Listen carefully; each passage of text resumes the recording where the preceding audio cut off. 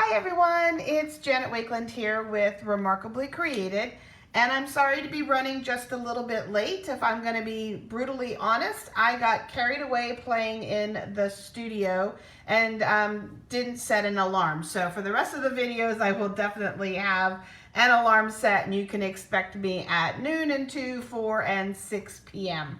But what we're going to do is we're going to take a look at some ideas for using this beautiful new vellum, altering this beautiful new vellum. This vellum is in the spring catalog and it is sold as 12 by 12 sheets. I have it cut down to 6 by 6 just to showcase it a little more easily on the screen in front of you. You're going to have 3 sheets that are imprinted with a white ink and then 3 that are imprinted with a dark ink. I'm going to show you the ones with the dark black ink on them. The print is the same in white as it is in the black, but the black will show up much easier for you. So this just looks like a book page, something that would have been ripped out of a book, a dictionary, something like that. And you could probably actually really read it. I can see the word Pennsylvania Academy. Kind of fun since I just left Pennsylvania a few months ago. We have what looks like a piece of a map. And then we have some beautiful script going in all different directions. And again, then we have the same thing repeated in white.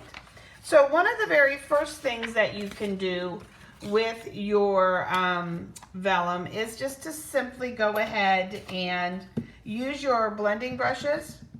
And I'm not tapping off because I do want some of that kind of smudgy look to it, okay? So you can go ahead and just start to alter it with your blends, all different colors. This is kind of a neutral soft suede that I'm putting on there right now, kind of making it look like a distressed page.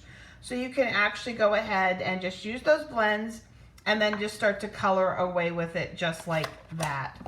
Something else that you can do is you can run it through the embossing folders and you can start to change up the look a little bit. You're going to have some fun print going on with that.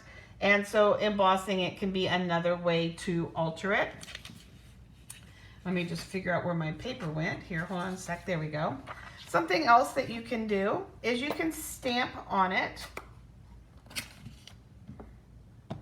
So we're going to just stamp. And it stays a little wetter on the vellum. So after embossing, I would sprinkle clear powder over it and then go ahead and let it be clear embossed. You could also take your heat tool to it and go ahead and heat it slowly, okay? With vellum, I like to heat from the underside and just kind of move slowly, kind of getting that nice even heat. But isn't that a beautiful flower? When stamping on vellum, the bolder the stamp, the better. So you're going to be able to go ahead and stamp on it. So you're going to get a beautiful image that way. Something else that you can do is that you can just simply tear it. I mean, it's paper. It works just like paper. It has a nice thick edge, and you're going to just get that rough little feeling. You can also sponge that edge then, just like so. So you can go ahead and do that. You can color on it with your Stampin' blends.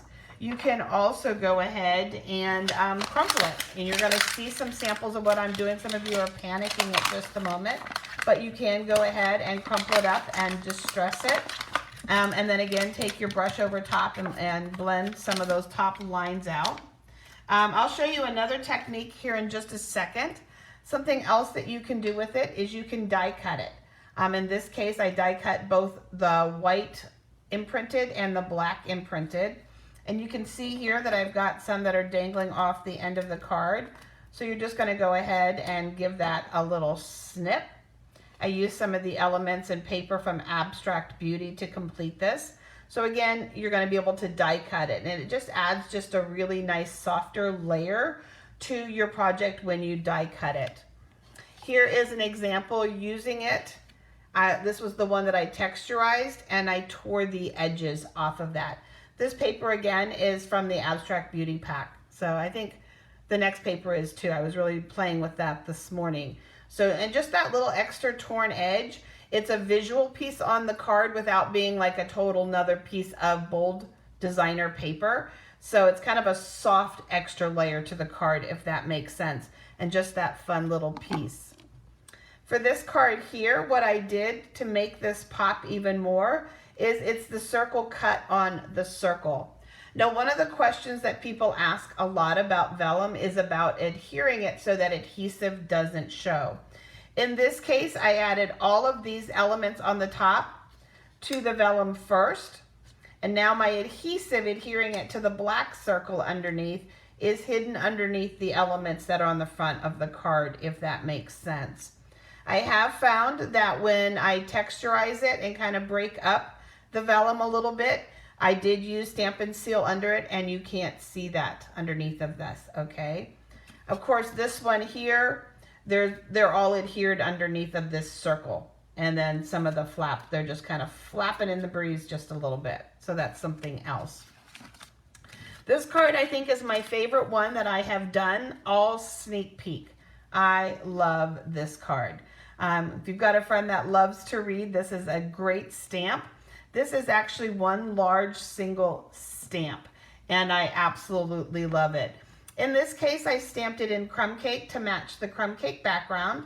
I used the white chalk marker. You know, I've been kind of extolling the virtues of the white chalk marker, a little bit of the Wink of Stella. And then for this paper here, we incorporated 3 different things on the vellum. First, we shaded it, as you see here. Then we crumpled it, but then we took one extra step. And this is one of those ones, don't try this at home. No, you do want to try this at home. And all I did was I lit it on fire. Seriously, and just let it burn just a little bit. Put it out. And that's how I got those little burnt edges on the layer of this one right here. So, and then it's popped up. And again, this one is adhered just kind of in little random places, but because it's got some sponging on it, you really can't see it. So burning the edges, guys, something old school and something fun with it. So this new vellum is definitely a worthy addition to your crafting space. And one of the things that I will be doing in the next week or so, I know that not everybody likes to have a full pack of the specialty papers. And the specialty papers are our vellums, our foils, our glimmer papers and things like that. So I will be doing a paper share of say the word, Janet, of all of the specialty papers. Darlene mentioned that she never thought of die cutting the vellum. I will tell you a little secret. I die cut everything, but this card was actually inspired by a sample in the spring catalog. If you go into the section that has all of the beautiful palms, these dies, it's the new palm suite, and I forget the exact name of it, but there is a card that has these exact pieces die cut just like that. So I cased an idea from Stampin' Up, and that's again where that catalog comes in handy as a beautiful, amazing creative tool for you. There's just so many samples and so much inspiration when you really start to look at those cards and break down the elements on them and how they did that. So having a little fun in the studio today with the vellum, but I will see you guys back here at noon, and I will be on time this time because our time is precious, and I didn't mean to waste yours by being late today. So we'll see you guys at noon. Take care.